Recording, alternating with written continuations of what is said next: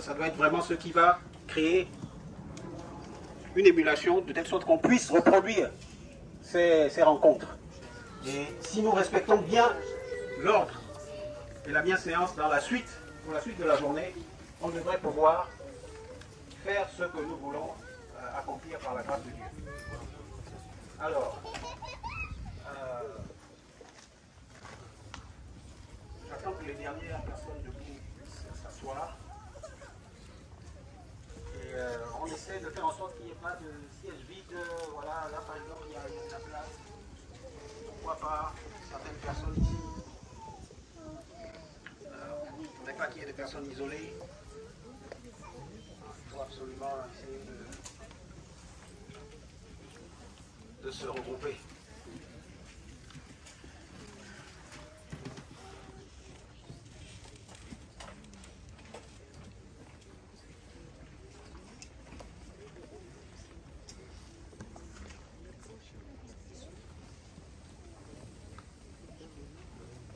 Ok, donc je compte sur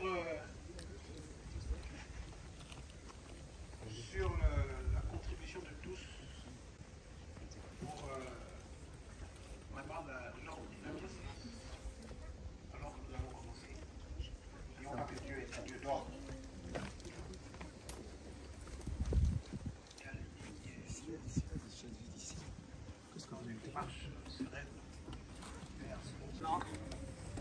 Il n'y a que Dimi qui doit être debout. Pour les belles prises qu'il a commencé à prendre depuis quelques jours.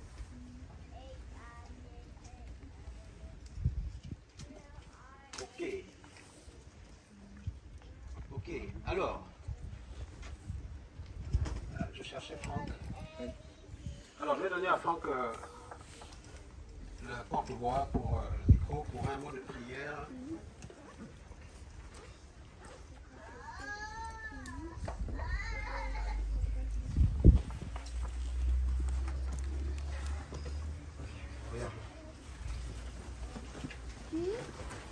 Sentez-vous libre. Franck s'est mis à venir. Si vous le voulez. Si vous voulez pas, on est triste. Ok, prions.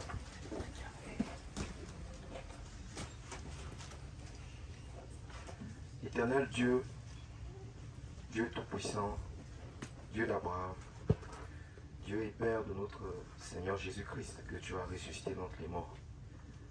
Nous te sommes infiniment reconnaissants de la grâce que tu nous fais aujourd'hui d'être vivants et d'avoir eu la capacité, la force de nous joindre en ce lieu que tu avais préparé afin que ceux qui te cherchent, éternel Dieu, communient autour du nom de ton Fils et de l'évangile de ton Fils. Dieu Tout-Puissant, toi qui prends plaisir à la miséricorde, encore aujourd'hui comme hier, distille à travers ta puissance, éternel Dieu, ce qui va délivrer, purifier, sanctifier, affermir, châtier, mais surtout donner la parole de la persévérance pour le retour de notre Seigneur Jésus-Christ. C'est pourquoi nous te demandons pardon si nous t'avons offensé en quoi que ce soit, éternel Dieu. Conduis cette journée et ce moment pour que tout soit fait pour ta gloire et que, éternel Dieu, au sortir d'ici, nous avions une meilleure connaissance de ce que nous ne connaissions pas et que tu montres l'état de nos cœurs pour que nous soyons parfaits comme ton Fils. Merci Seigneur pour tous tes bienfaits que nous ne méritons pas et que toute la gloire te vienne par les inspirations que tu vas donner aux uns et aux autres, par l'ouverture des yeux que tu vas communiquer et par la guérison que tu vas donner aux âmes qui seraient affligées ou malades. Merci Seigneur. C'est au nom de Jésus-Christ, ton Fils, que nous t'avons ainsi prié. Amen. Amen. Amen.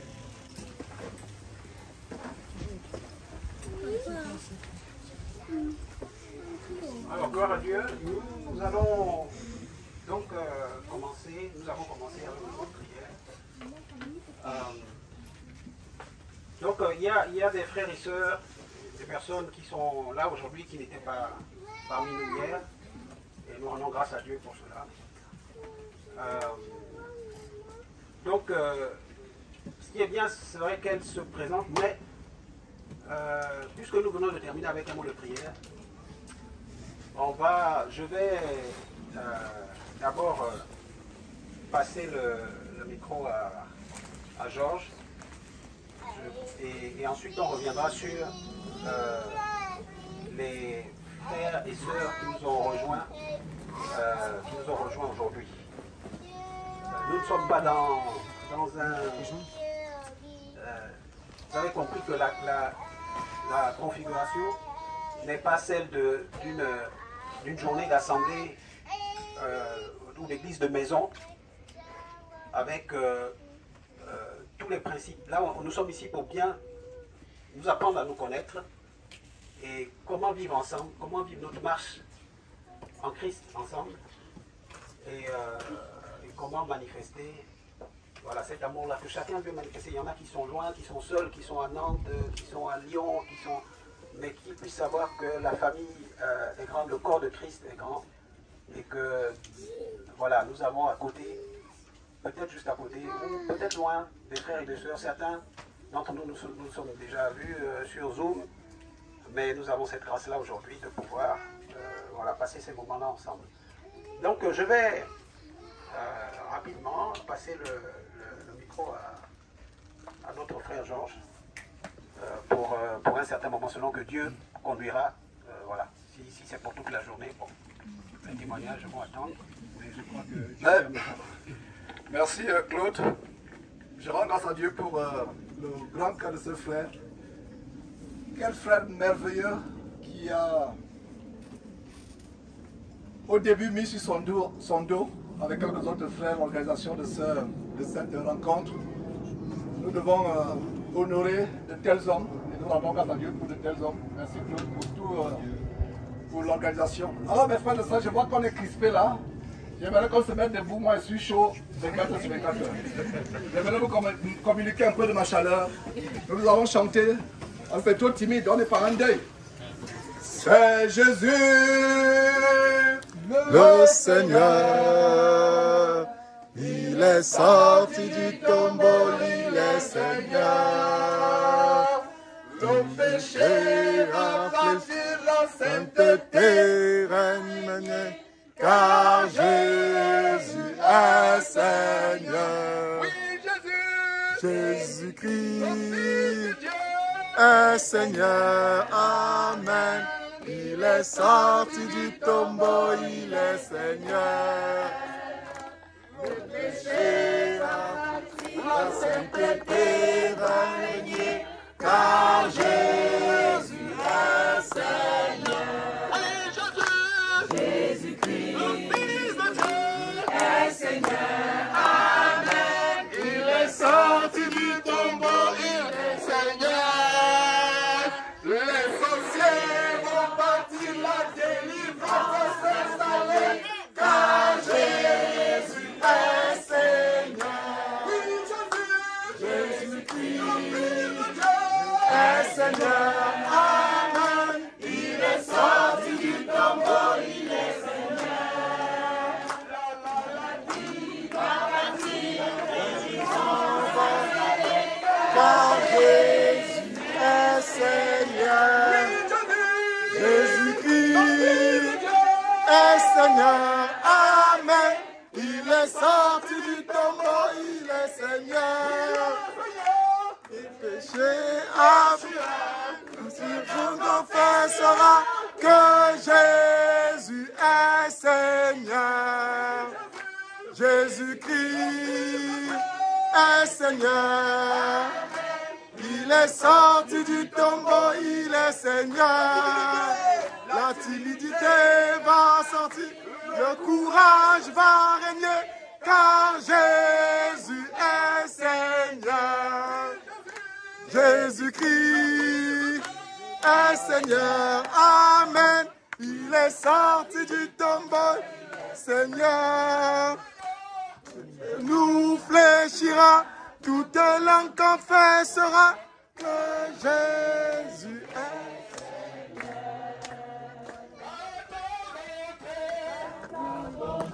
Vaut mieux que la vie,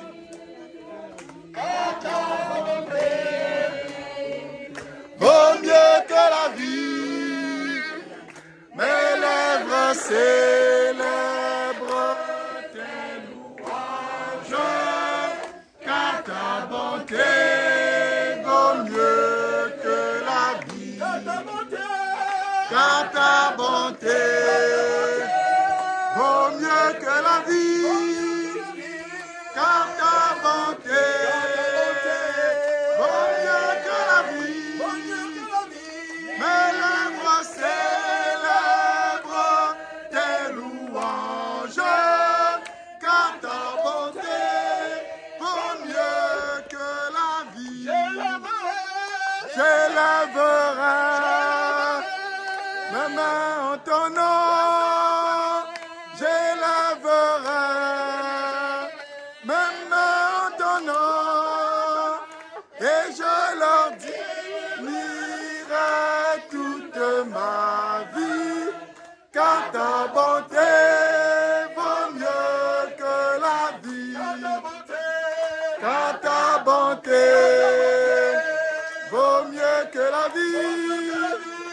Car ta bonté vaut mieux que la vie.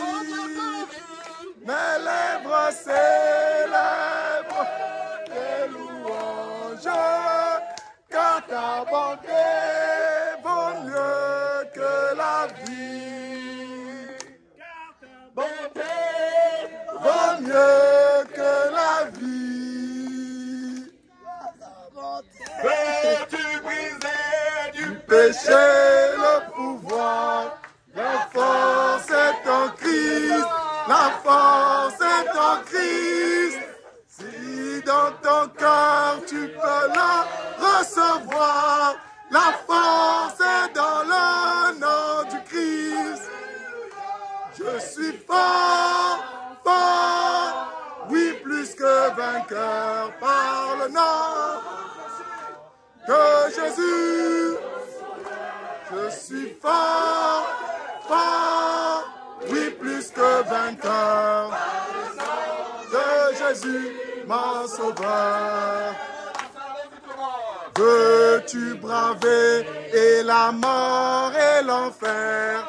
La force est en Christ, la force est en Christ. Avec Jésus demeurer pour toujours. La force est dans le nom du Christ. Je suis fort, fort, oui plus que vainqueur par le nom, par le sang de Jésus. Je suis fort, fort, oui plus que vainqueur par le nom de Jésus, mon sauveur.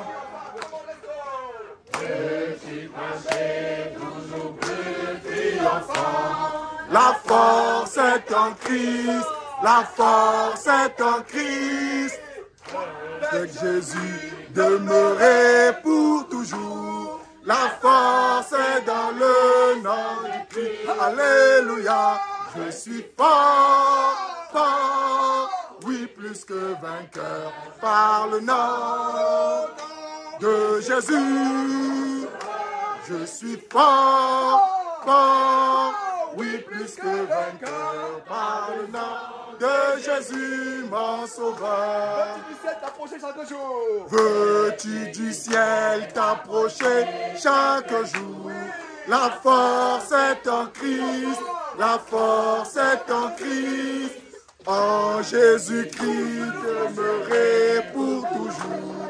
La force est dans le nom du Christ. Je suis fort, fort, oui plus que vainqueur par le nom de Jésus. Je suis fort, fort, oui plus que vainqueur de Jésus, mon sauveur.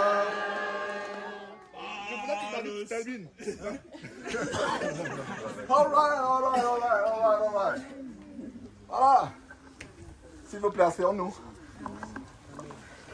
Voilà, on peut chauffer, enlever un peu la timidité du cœur. Ce n'est pas un esprit de timidité que Dieu nous a donné. Un esprit de force. Je rends grâce à Dieu pour vous toutes et vous tous qui êtes ici, quel moment merveilleux nous avons passé depuis une semaine que je suis en France. Pas de repos, je ne sais même pas si j'ai dormi 2 heures par jour, mais plus je manque de sommeil, plus l'Éternel fortifie. Ah, merci Jean-François, c'est merveilleux. Merveilleux, merci. Merci. Donc, c'est vraiment une joie, c'est une grâce d'être ici. La première fois que j'étais en France, c'était en 2004, c'était pour les raisons de travail. 10 ans après, je suis revenu. En 2014, nous étions à Champigny-sur-Marne, petite église qui a eu des problèmes. Et je rends grâce à Dieu de ce que c'est presque 50% de la présence ici. Je rends grâce à Dieu. Il y a 10 ans, et curieusement, 10 ans encore, 2024, donc 2004, 2014, 2024, je suis à nouveau chez vous et c'est avec beaucoup de larmes que j'ai découvert ce qui se passe ici. Oh, mes frères français, quelle joie d'être avec vous, quelle joie d'être avec vous. Alors, nous allons commencer à la lancée d'hier. J'aimerais tout simplement exhorter les uns et les autres. Je vous assure, je ne suis pas dit de me présenter devant vous. Nous avons une invitée qui nous tient à cœur, qui est venue. On ne pensait même pas la rencontrer. Elle va se présenter tout à l'heure. Elle n'en revient pas parce que le Georges qu'elle a connu, vraiment ce Georges-là, il est mort et enterré. Je vous assure, je ne sais pas s'il y avait quelqu'un de plus pécheur que moi par le passé.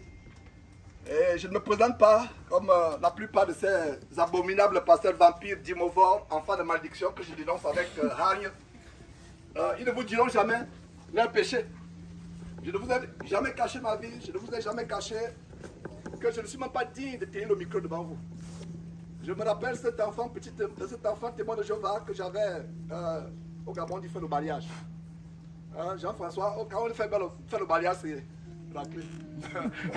Non, j'avais fait le mariage, j'avais raclé le petit enfant parce qu'il me donnait les brochures de témoins de Jéhovah. Bon, c'est une secte, mais quand même, je m'étais mal comporté. Un enfant de 10 ans, donc j'étais violent, je ne voulais même pas entendre parler de ce qui est véritablement Dieu. Et aujourd'hui, maintenant ici, chantant avec vous, c'est une grande joie. Pour vous qui êtes nouveaux, pour vous qui êtes encore dans les filets du péché, la fraude, le faux, l'adultère, ne vous culpabilisez pas. Vous n'avez pas des anges en face de vous. Tous ces frères qui sont autour de vous, c'est les gens que Dieu a délivrés du péché. Vous voyez par exemple là, quand vous voyez, je rends grâce à Dieu, voilà des t-shirts que nous avons conçus pour l'équipe, ceux qui sont portés volontaires. Je dis encore pour vous qui êtes nouveaux, il y a des gens qui me disent, Georges, pourquoi tout le monde n'a pas ce t-shirt? Est-ce que je peux en avoir? Je dis, frère, c'est pour les gens qui sont portés. J'ai dit, qui est volontaire pour organiser? J'ai eu 2, 3 jours après, j'ai encore eu 1. Les jours suivants, j'ai eu peut-être une vingtaine. Il y avait les femmes et il y avait une dizaine ou 12 frères. Donc, j'ai fait les t-shirts pour les 12 frères. J'aurais bien voulu que tous les autres aient ces t-shirts, mais c'était pour ceux qui se sont promptement déclarés volontaires. Donc, je leur ai fait une surprise. Je ne leur ai pas dit qu'il y aura des t-shirts et j'imagine que la prochaine fois qu'on va dire qui est volontaire, tous les frères vont lever la main pour dire qu'ils sont volontaires. Voilà, donc regardez un peu ce qui est écrit. Jésus a changé ma vie et ça a été design. Quand j'étais encore aux États-Unis, je suis allé sur un site français. On a design et ça a été livré ici. Et le message qui est venu dans mon cœur, c'est nous devons prêcher un message d'amour. Vous savez comment je condamne. Il y a des gens qui disent, toi tu penses être le seul saint, tu condamnes, tu condamnes. Mais aujourd'hui, vous allez voir un autre Georges. Celui qui a été délivré du péché. Il a la passion pour que tout le monde aussi soit délivré du péché. Donc, Jésus a changé ma vie. Demande-moi comment. C'est le secret. Alors, aujourd'hui, je vais évoquer quelques sujets avec vous. Ma prière, c'est qu'on ne rentre pas comme on est venu. Ma prière, c'est qu'il y ait une graine qui est semée dans votre cœur, afin que cette graine puisse germer. Germer. Je pourrais peut-être intervenir de temps en temps, mais j'ai à cœur d'exhorter les uns et les autres. Jean-François a fait un enseignement merveilleux hier sur les signes de la fin des temps. Et j'ai témoigné pour ceux qui n'étaient pas là que Jean-François, 3 semaines avant de venir en France, on a conversé et je me suis dit, il faudrait que Jean-François intervienne, enseigne. J'aimerais le lui proposer. Je ne l'ai pas proposé. Je ne l'ai pas proposé. Et hier, quand il a pris la parole, je me suis dit, Seigneur Dieu, si c'est ta volonté qu'il enseigne ainsi, qu'il va enseigner. Et hier, il s'est levé et il a enseigné exactement ce que je voulais lui proposer d'enseigner. Et la vidéo en cours de téléchargement, dans 1 à 2 heures, sera publiée sur YouTube. On a commencé à publier quelques vidéos. Donc, ma prière, c'est que vous quittiez ici étant de nouvelles créatures transformées. Je vous assure que le problème numéro 1 de l'homme, c'est le péché.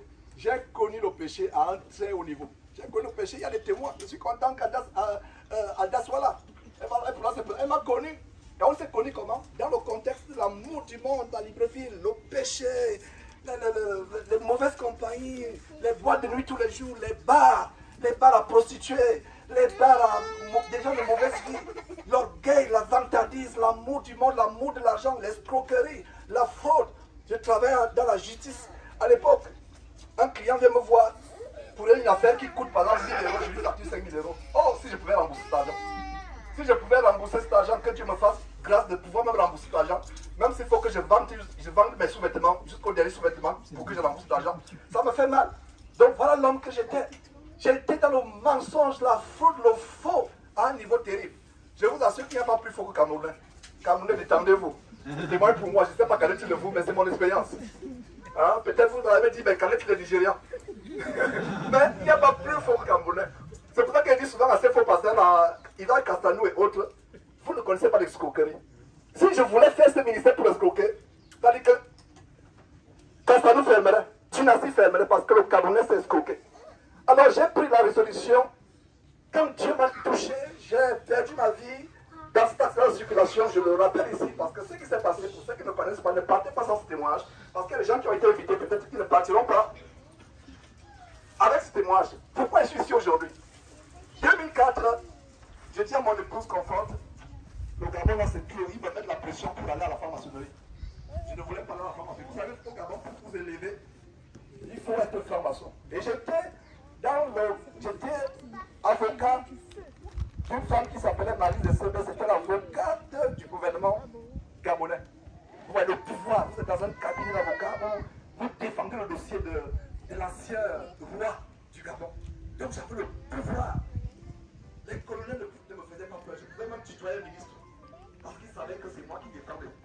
Je suis dans le cabinet, pas que c'est moi qui ai violement, mais je suis dans le cabinet de celui qui défend le dossier du président. Donc regardez l'environnement dans lequel j'étais.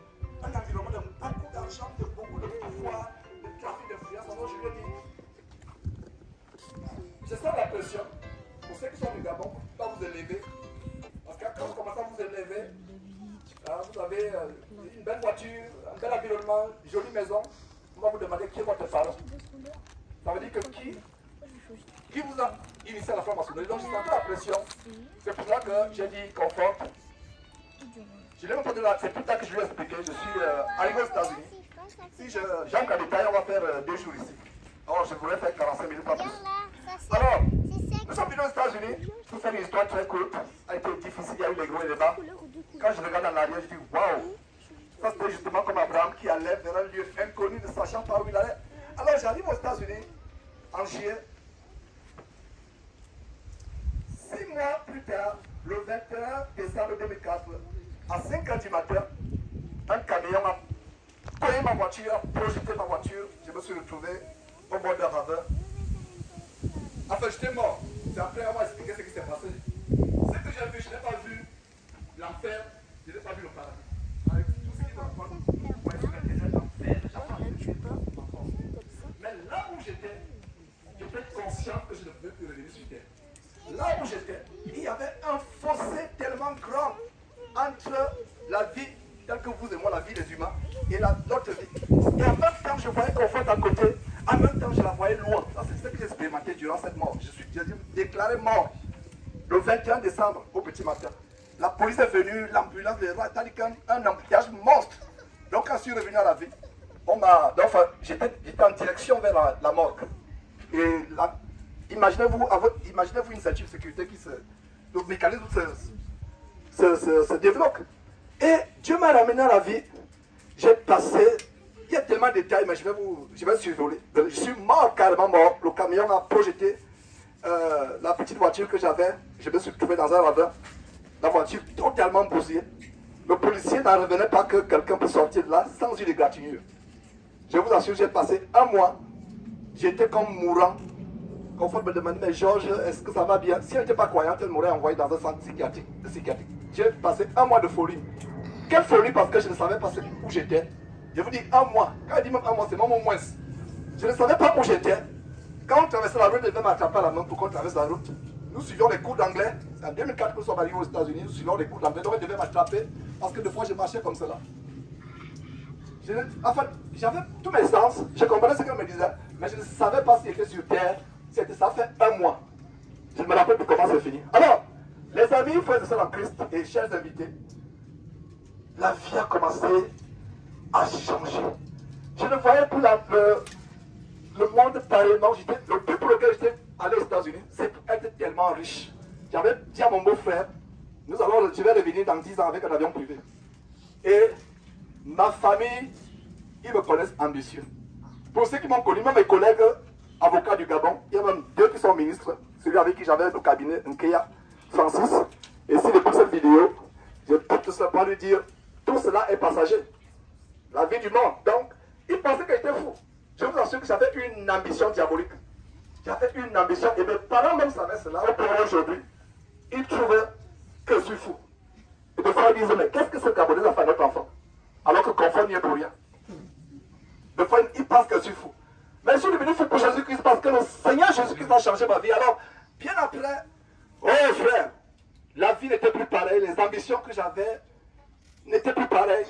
J'avais décidé de partir à l'école des avocats à l'université de Houston.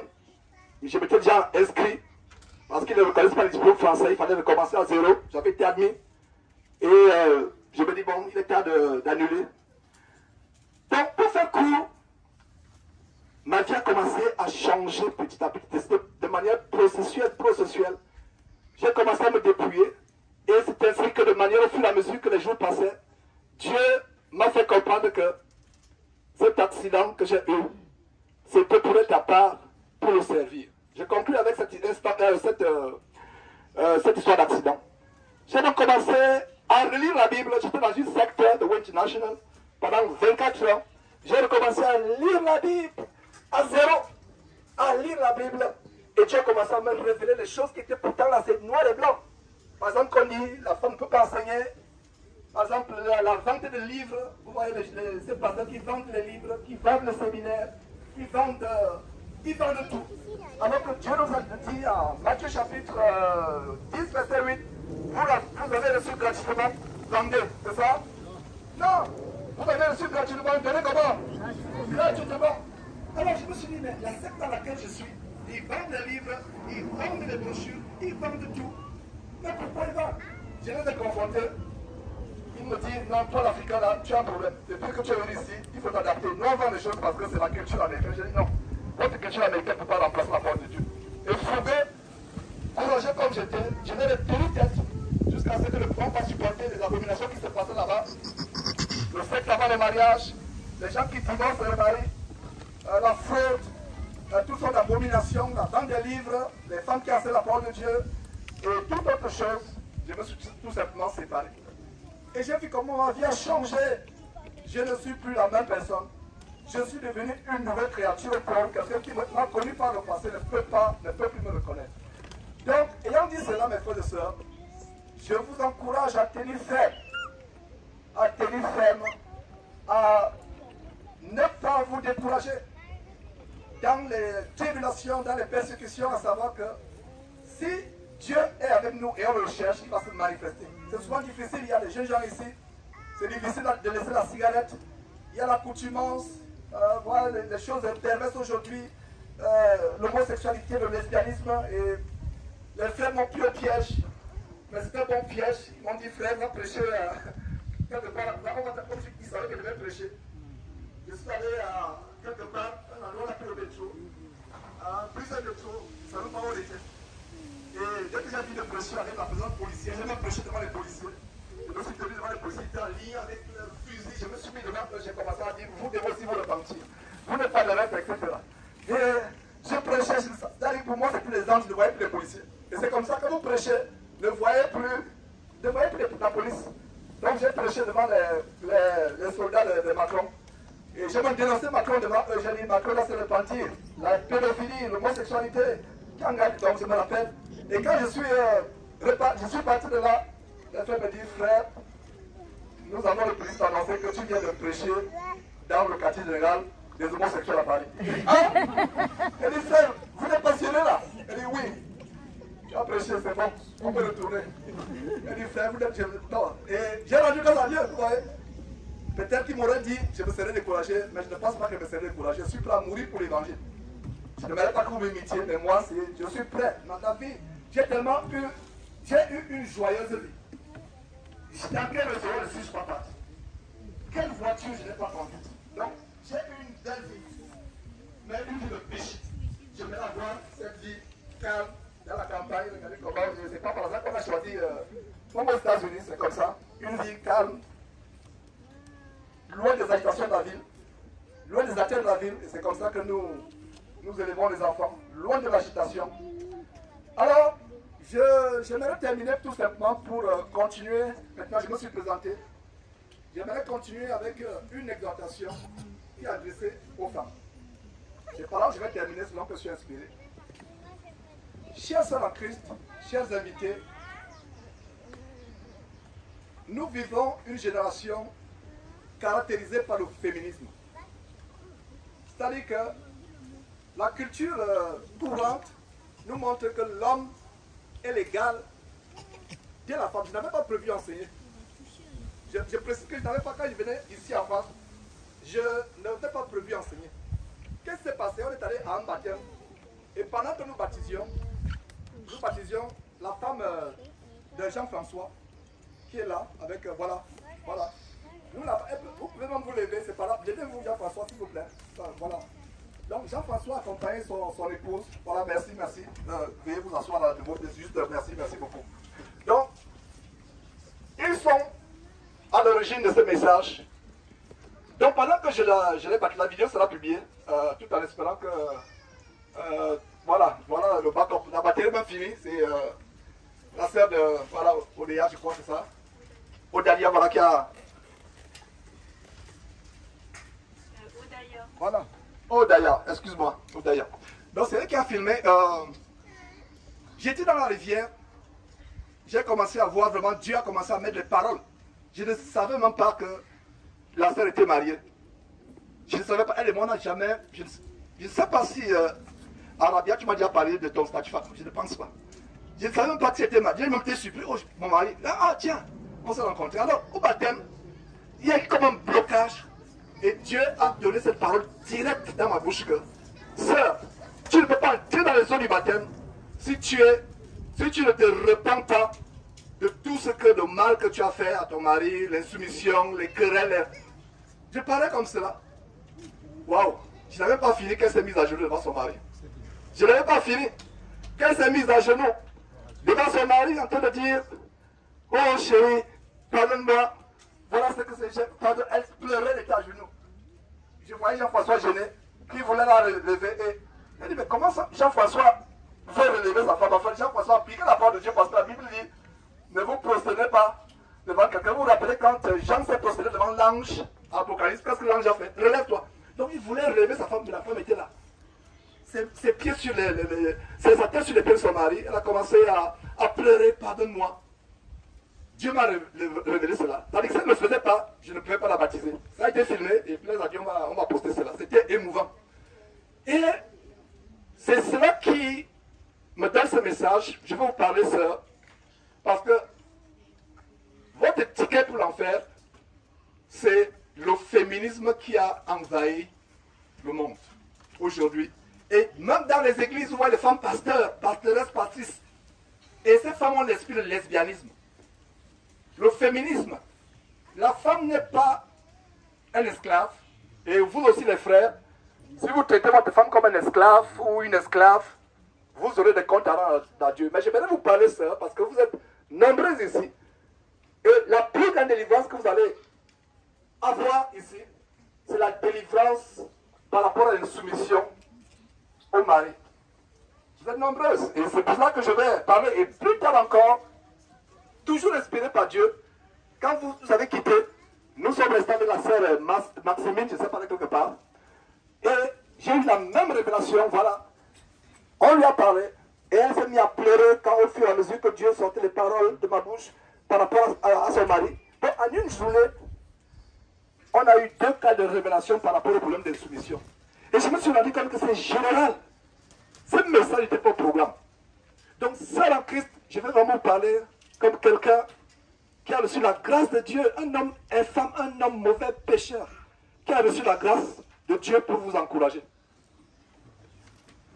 Il y a des sœurs ici qui ont commencé à se dépouiller, qui ne mettent plus les vêtements mondains, c'est bien, mais le plus grand dépouillement, c'est le dépouillement dans le cœur.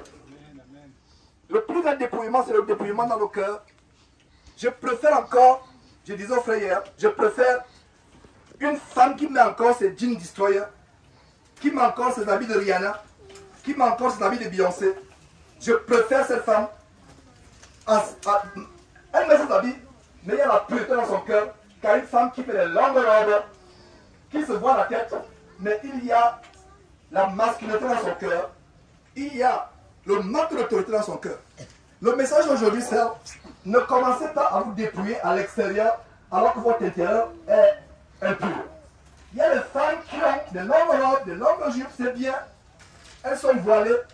Et d'ailleurs, vous n'allez pas vous voiler 24 sur 24 heures, sauf si vous priez 24 sur 24 heures. Le voile, c'est uniquement quand vous priez. Beaucoup de gens ne savent pas cela. Mais il y a des femmes qui sont dépouillées, qui sont physiquement dépouillées, mais il y a encore dans le cœur cette souillure. Je vous assure que c'est en Christ. Quel est le problème numéro 1 qui amènera les sœurs à l'enfer? L'insoumission au mari. Il y a des jeunes filles ici, je suis content que vous appreniez cela étant petite. Il y a des sœurs qui me disent, oh, ma maman ne m'a pas appris ces choses. J'aurais bien voulu que ma maman m'apprenne comment être soumis à un homme. Et si vous avez un mari non-croyant, considérez qu'il est votre chef. Quelqu'un peut-il nous lire 1 Corinthiens chapitre 11, verset 3? À haute voix. Quelqu'un peut-il nous lire à haute voix? 1 Corinthiens chapitre 11, voilà. À haute voix. 1 Corinthiens chapitre 11. 1 Corinthiens chapitre 11. Ouais. Voilà. C'est bon, c'est bon. Viens, tu vas. Ok. Ok, je lis 1 Corinthiens 11, verset 3. Je veux cependant que vous sachiez que Christ est le chef de tout homme, que l'homme est le chef de la femme et que Dieu est le chef de Christ. Amen. Voilà. Je veux qu'on sache, de ma part, tu vas lire plusieurs autres versets, s'il te plaît. Je veux que vous sachiez que Christ, Dieu est le chef de l'homme. Dieu est le chef de Christ, pardon, la hiérarchie. Dieu est le chef de Christ. Christ est le chef de l'homme. Et l'homme est quoi? Voilà. Donc c'est en Christ. J'ai une mauvaise nouvelle pour toi. Si tu appelais ton mari bébé, tu as laissé le bébé dans la maison pour t'en prendre soin. Ton mari n'est pas un bébé. Oh bébé. On va voir comment une femme qui craint Dieu appelait son mari. Et quand j'ai appris ça, les sœurs étaient choquées. On va voir ça tout à l'heure. Bébé, oh mon bébé, bébé. Non. Tu as des bébés à la maison. Si tu n'en as pas encore, ils vont venir, tu t'en occuperas. Tu auras trop de bébés. Ton mari n'est pas ton bébé. L'homme est le chef de la femme. C'est en Christ. Nous allons être crus. Pas crus pour scandaliser, mais être réel. Ça veut dire que vous parlez. Un frère, un grand frère, ou un petit frère, par rapport aux uns aux autres. Quand votre patron, au travail, vous appelle, vous sœurs, comment lui répondez-vous? Comment lui répondez-vous? Votre patron au travail. Vous avez de la déférence, n'est-ce pas? Votre ton est respectueux. Pourquoi? Parce que il vous donne le salaire. parce que vous êtes respectueux, le salaire qu'il vous donne, qui vous fait être respectueux, n'a rien à voir au salaire que Dieu nous donne, le ciel. Si tu es respectueux, respectueuse sert à ton patron, parce que tu attends un salaire, tu ne veux pas être viré. Tu veux avoir un CDI. CDI, c'est encore quoi? C'est le que j'ai appris il y a quelques jours. CDI, c'est quoi encore là? Contrat de durée. Ah, voilà. Non, on n'a pas ça aux États-Unis. On t'engage, 2 heures après, on te met à la porte. Toi aussi, si tu trouves un meilleur boulot, 1 heure après, sur LinkedIn, tu dis, patron, bye. Stopper le training. Donc, tu veux avoir un CDI. C'est difficile d'avoir un CDI pour cette heure. Tu es là, oh, patron, ça va très bien. Patron, est-ce qu'il y a quelque chose à faire? Patron, je n'ai pas encore resté 2 heures. Patron. Ça, c'est le patron. Parce qu'il y a un salaire. Mais le mari vient le soir, tu en as un sur Twitter. Voilà comme notre fléau. Les femmes qui parlent en longueur de journée, Twitter, TikTok, etc. C'est pas Dieu qui protège la maison des gens. Elles sont là. Twitter. Chérie, j'ai une journée. Tu ne lèves même pas pour accueillir le mari. Oh, j'ai faim, quand elle est même gentille, vous savez la direction c'est quoi? Le micro-ondes. Quand elle est un peu plus grincheuse, elle dit, toi on va te servir. Est-ce que vous voyez la différence? Vous parlez à votre patron, vous êtes gentil, parce qu'il y a un salaire. Mais je vous assure qu'il y a un salaire plus grand. L'entrée, c'est le plus grand salaire.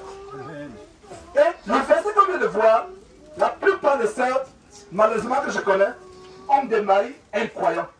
Je commence par les sœurs qui ont des maris incroyants. Avant d'aller aux sœurs qui ont des maris croyants. Sœur en Christ, ton mari ne craint pas Dieu. Ton mari est incroyant. Il est même musulman, magicien, sorcier. Il demeure toujours comment? Qu'est-ce qu'on a Ton vu? chef. L'homme est le chef de la femme. Est-ce qu'il a dit que l'homme chrétien? Ça, j'espère que vous me comprenez. Il n'a pas dit l'homme chrétien est le chef de la femme. Il a dit l'homme est quoi? L'homme poids. Pire encore, les femmes qui veulent évangéliser leur mari. Il y a un frère ici parmi nous, peut-être qu'il pourra témoigner plus tard. Quand sa femme lui prêchait la parole, ses oreilles bourdonnaient, il se bouchait. Il était irrité. Il a dit, frère, tu avais raison de t'irriter. Parce que Dieu interdit à la femme d'enseigner la parole de Dieu. Tu avais raison. Et puis, quand il est converti aujourd'hui, la femme s'est rendue compte de son erreur. Et il n'est pas seul. J'ai le témoignage de notre homme qui était incroyant. Chaque fois que la femme prêchait la parole de Dieu.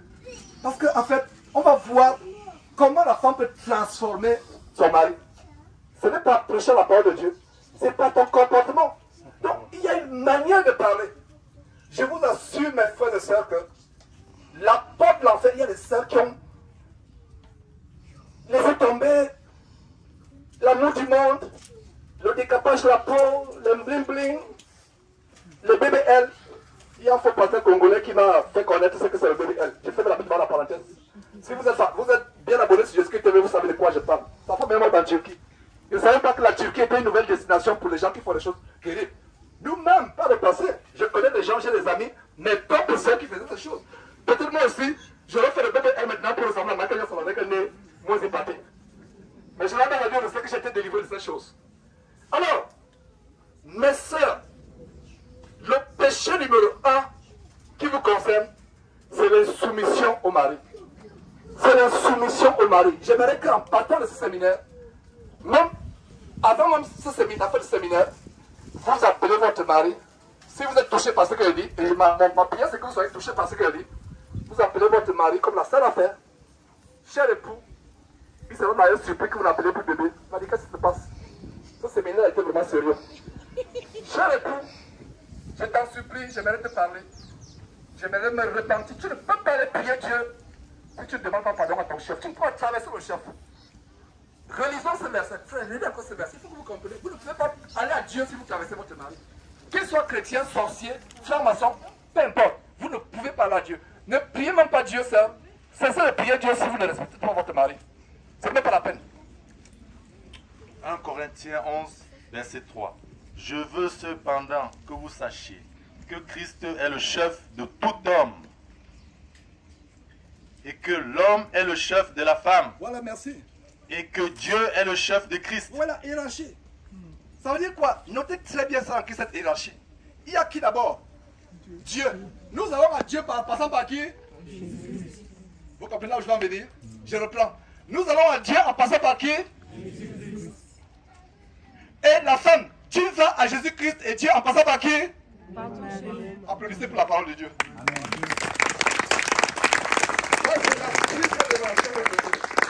Ça, c'est la plus grande révélation, sœur. Rien que là, je peux m'arrêter, j'ai terminé. C'est une grande révélation. Je reprends. Nous allons à Dieu par qui? Par Jésus-Christ. Sœur en Christ. Tu vas à Jésus-Christ, à Dieu par qui? Ton époux. Arrête cette porte.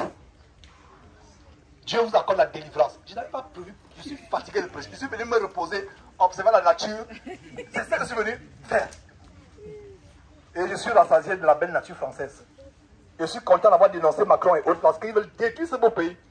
Et il faut que frère, vous vous leviez pour prêcher la vérité. Ce n'est pas Marine Le Pen, c'est Marine voilà. Ce n'est pas Macron qui va sauver le pays. C'est Jésus-Christ qui va sauver le pays.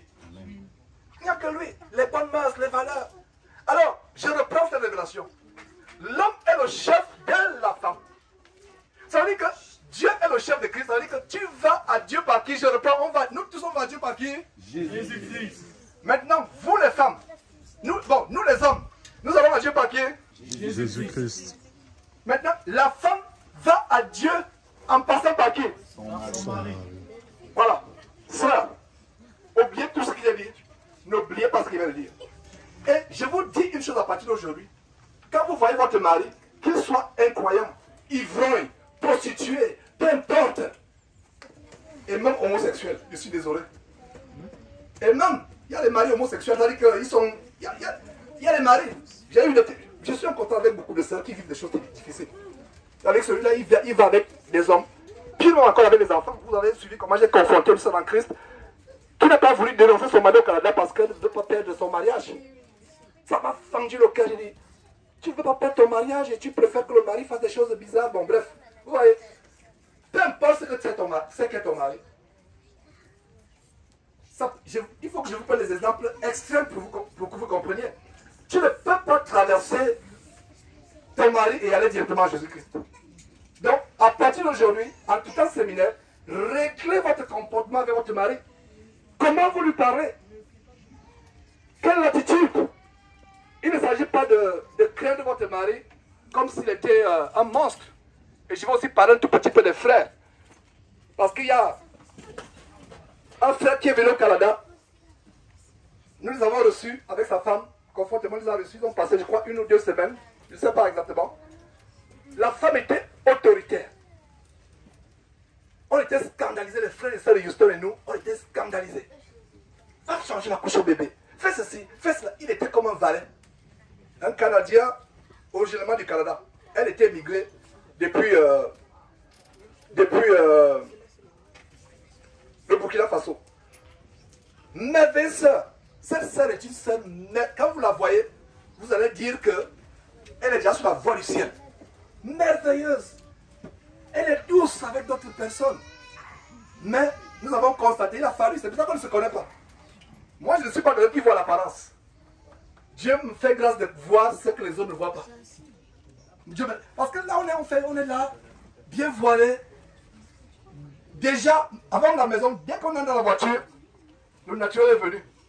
Mais la clim, tu ne vois pas qu'il fait chaud aussi. Dis-moi déjà. Hein? Je vous assure que, je vais vous dire une chose. Une femme qui est à côté de son mari qui conduit et qui reste tranquille tout le voyage, la femme est déjà sur la voie du ciel. La femme est sur la voie du ciel. Je ne vous dis pas de lever les mains, mais quelle est la femme qui conduit silence? C'est-à-dire que le mari, et si vous êtes comme moi, oh là là, je vous assure que je vais vous faire pécher 1 milliard de fois. Donc si vous avez une femme qui reste tranquille, parce que des fois, tu vas là-bas, tu vas à gauche, tu marques comme le stop si tu es pressé. La femme qui craint Dieu doit rester tranquille et prier Dieu que Dieu prenne le contrôle du volant. Dans le cœur, dit Seigneur, mon mari, je ne sais pas quel problème il a. S'il te plaît, prends le contrôle du volant. Voilà. Mais je t'avais pourtant dit d'aller à gauche, je t'avais dit d'aller à droite. Non, il y a une manière de parler au mari. Il y a une manière de parler au mari. Avec beaucoup de douceur. Donc il y a du travail à faire, la repentance. Prenez le téléphone, ou ce soir arrivé, demandez pardon à votre mari. Et prenez la résolution de vous comporter comme on va lire tout à l'heure. Donc je reviens avec le Canada, pour être logique dans les idées. Le couple est venu, c'est un couple qu'on connaissait, un merveilleux couple. La sœur, une merveilleuse sœur qui s'est dépouillée extérieurement. Mais elle avait ce problème-là. On était choqués. Il faut changer la couche à l'enfant. Elle dit même balance l'enfant avec la sueur, l'enfant s'est souillé. Elle balance. On était choqués. Fais ceci. Après, une semaine, elle était naturelle à la maison et elle faisait des choses qui nous scandalisaient. Elle grondait carrément son mari. J'ai pris un frère, je crois s'il me rappelle bien, Sostel, où j'étais seul. Je crois que j'étais avec des frères, on a fait asseoir, on a dit sœur, nous devons parler sur la vérité. Nous avons passé le temps ici.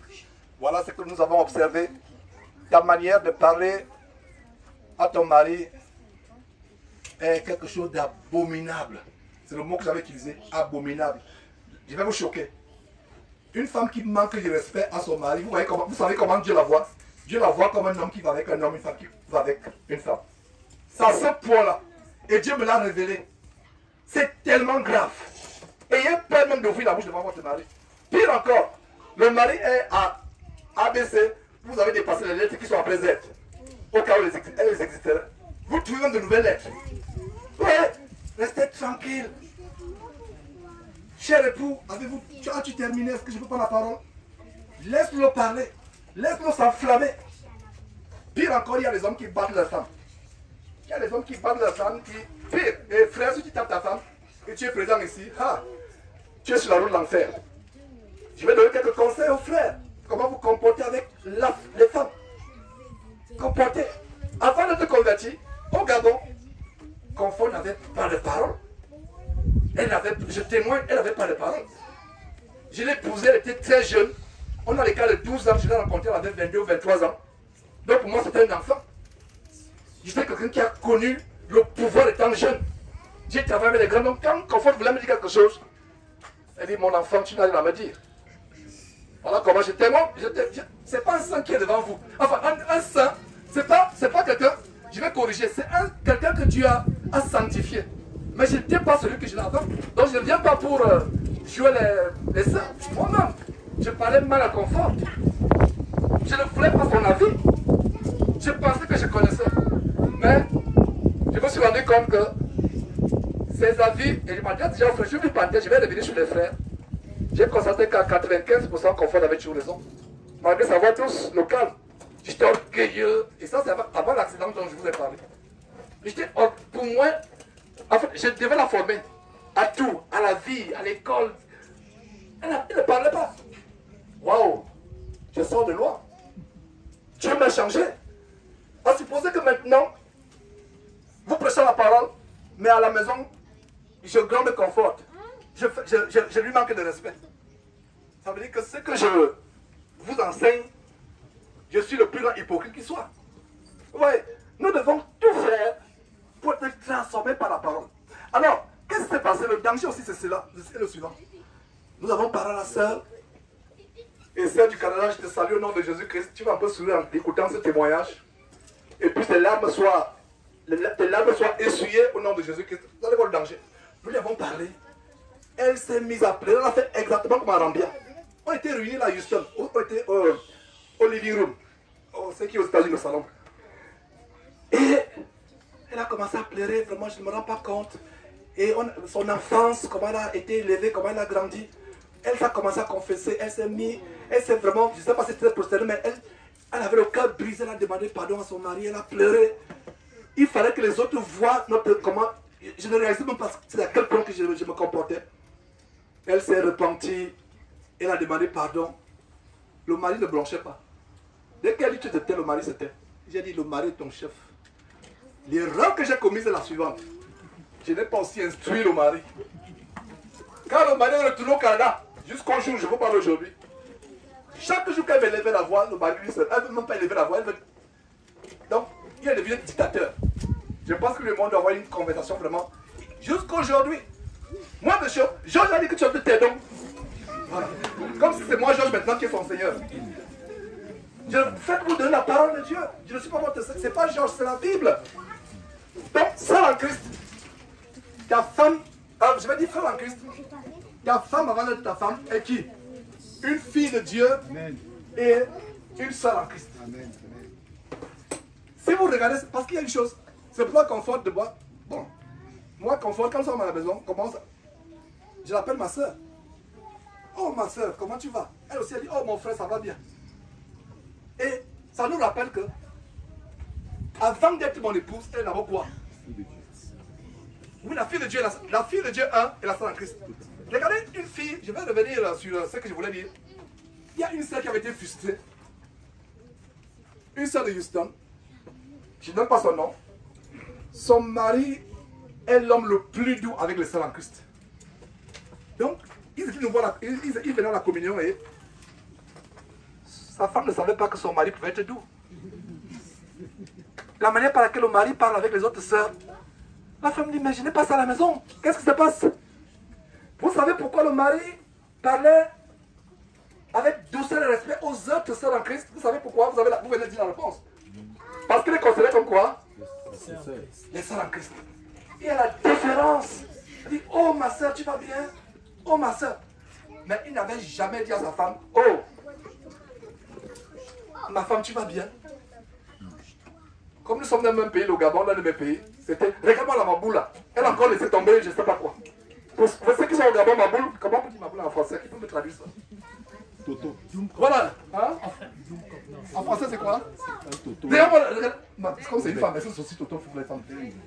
Idiote. Voilà, regarde une femme bête. L'idiote. Hein? À l'église, tu traites les autres femmes. Oh, ça va bien. Tu as bien dormi. Mais dès que tu es dans la voiture avec ta femme, mets la clim, regarde-moi l'idiote là. Pourquoi? Parce que tu ne la considères pas comme une femme, une seule en Christ. S'il vous plaît, j'ai terminé. On a beaucoup de choses à faire aujourd'hui. Par la grâce de Dieu.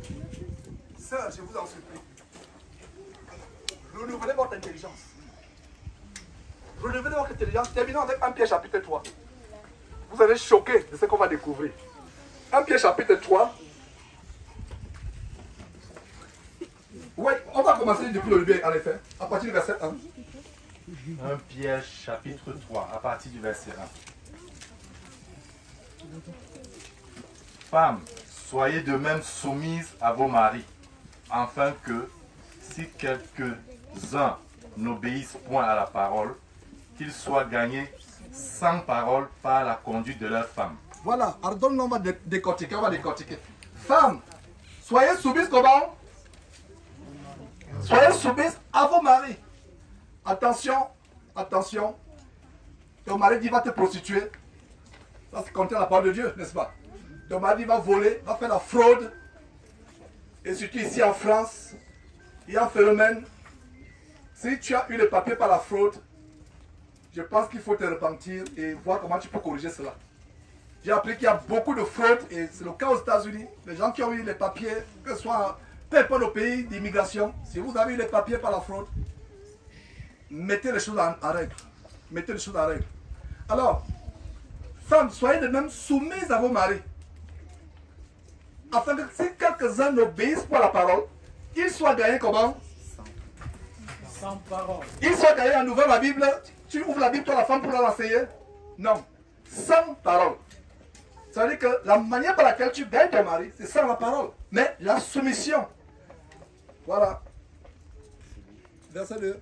En voyant votre manière de vivre chaste et réservée.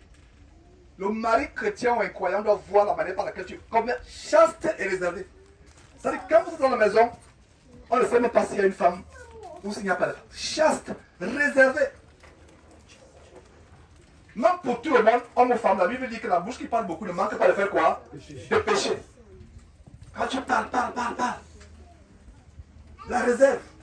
Une femme sage, quand elle ouvre la bouche, c'est pour dire quelque chose qui est nécessaire.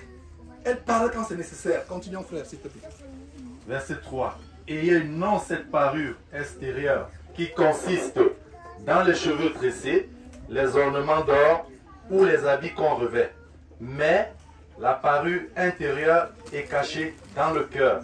La pureté incorruptible d'un esprit doux et paisible qui est d'un grand prix devant Dieu. Voilà. C'est ce qu'ils ont au début. La pureté extérieure, c'est bien. Mais ça doit commencer par la pureté comment? Intérieure.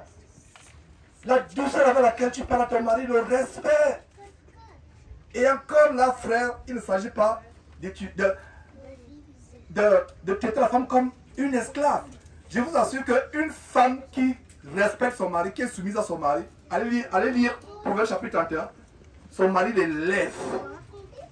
Elle devient, je vous assure que les soumissions de la femme au mari, enfin, les soumissions de la femme au mari, c'est une abomination aux yeux de Dieu. Et la soumission de la femme au mari amène la femme à être élevée, non seulement aux yeux de Dieu, mais aux yeux de son mari. La soumission est une bonne chose. Et terminons pour voir l'exemple avec Sarah. Verset 5. Ainsi se paraient autrefois les saintes femmes qui espéraient en Dieu, soumises à leur mari. Verset 6. Comme Sarah qui obéissait à Abraham et l'appelait son Seigneur. Voilà. Sarah qu'est-ce qui est Abraham? Nous connaissons tout ce qui est Abraham. Abraham, c'est notre père dans la foi. Abraham, c'est notre père dans la foi. Abraham, c'est le père de deux grands groupes. Deux grands peuples dans le monde. Les Juifs par Isaac et les Arabes par Ismaël. Nous sommes les fils d'adoption par Jésus-Christ qui est issu de qui? Isaac. Dieu avait dit à Abraham, toutes les nations seront bénies en ton nom. Quelles sont les deux nations, les deux peuples les plus puissants de la terre? Les Juifs et les Arabes. Moi, aux États-Unis, les banques, la politique, l'administration, le droit, ce sont les Juifs. Je pense que c'est aussi le cas en France et partout à travers le monde. Donc la promesse d'Abraham s'est accomplie. Dieu a dit à Abraham, toutes les nations de la terre seront bénies. Les Juifs et les Arabes sont bénis physiquement. Mais nous sommes bénis comment? Spirituellement, en Christ Jésus. Donc nous sommes de la race d'Abraham par Isaac. Donc regardez comme notre maman a tous se comporté. Comment se comportait notre maman Sarah? Je relis le verset 6. Comme Sarah qui obéissait à Abraham et l'appelait son Seigneur, c'est d'elle que vous êtes devenues les filles en faisant ce qui est bien sans vous laisser troubler par aucune crainte. Voilà. C'est d'elle. L'appelait comment? Seigneur. Donc j'avais déjà eu ça une fois, je crois, dans un enseignement. Sœur, tu devrais appeler ton mari Seigneur. Elle m'a regardé sur. Mais frère, tu n'es pas en train de blasphémer là. On a lu ce verset. Ah, mais je n'avais jamais lu ce verset. Mais comment se fait-il que je n'ai pas lu ce verset? Je suis en train de changer un peu de camp pour montrer que je suis en France. Mais comment je n'ai pas lu ce verset? Mais dis donc, ce verset. Mais il est profond ce verset. Il dit, ah oui, il est profond. Il dit à la sœur, ah oui, il est profond. Mais Georges, vraiment, je dois me repentir. Il dit, sœur, tu vas te repentir.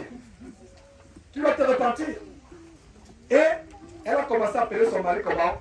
Seigneur. Et elle le pensait, elle était dit, oh mon Seigneur. Et quand tu dis mon Seigneur, tu ne peux pas dire mon Seigneur et insulter 2 secondes après. Et une chose, je vais terminer par là, j'en ai pour j'en ai pour plusieurs minutes. Voyez votre mari comme étant le Seigneur Jésus-Christ, présent dans la maison. Qu'il soit sorcier, converti ou inconverti. Voyez votre mari comme étant le Seigneur Jésus-Christ. Voyez. Et il y a aussi, en dehors du féminisme, un esprit de masculinité, de lesbianisme. Et qui se manifeste de plus en plus dans les femmes pastrices, pastorales. Vous voyez, les femmes qui enseignent la parole de Dieu, qui prêchent la parole de Dieu. Et je vais dénoncer ça de plus en plus. Dès que nous arrivons au Texas, il y a une église en France, ICC. Ils sont en train d'introduire petit à petit le lesbianisme, l'homosexualité. La femme qui prend autorité devant son mari, qui n'est pas soumise, sans le savoir, elle a un esprit de lesbianisme, ça s'en rend compte. Elle a un esprit d'autorité, ça s'en rend compte. C'est la même chose pour les femmes qui prêchent. Et c'est un démon auquel nous avons été confrontés. Il y a même des femmes du corps desquelles ces démons de masculinité sont manifestés et sont sortis, les démons de lesbianisme. Et il y a des femmes qui m'ont dit, Georges, pour être honnête, tu as raison. Il y a d'autres qui ont eu des tentations avec d'autres femmes. Et c'est lié, l'autorité. C'est lié. Puisse Dieu délivrer le peuple de Dieu pour délivrer femmes de l'esprit de masculinité. Satan est en train de pervertir les choses. Les hommes sont en train de devenir efféminés. Les femmes, oh là là, c'est même encore plus grave. Presque toutes les femmes sont masculinisées aujourd'hui. À cause de quoi? Liberté, égalité, fraternité. C'est la franc-maçonnerie. La fête internationale de la femme, ou je ne sais pas quoi. C'est la franc-maçonnerie. Ma prière, c'est que, au sortir d'ici, vous vous repentiez. Et que ces paroles, ces quelques paroles soient mises en pratique. Et que vous soyez sur la route qui mène au ciel. J'allais terminer. Que Dieu soit loué. La gloire, l'honneur, pas à moi qui ai donné ces enseignements. La gloire et l'honneur à Dieu seul au travers de son Fils Jésus-Christ qui est le chef de l'Église, qui est notre chef, par qui nous avons pour prier Dieu. Je dis Amen. Amen. Amen.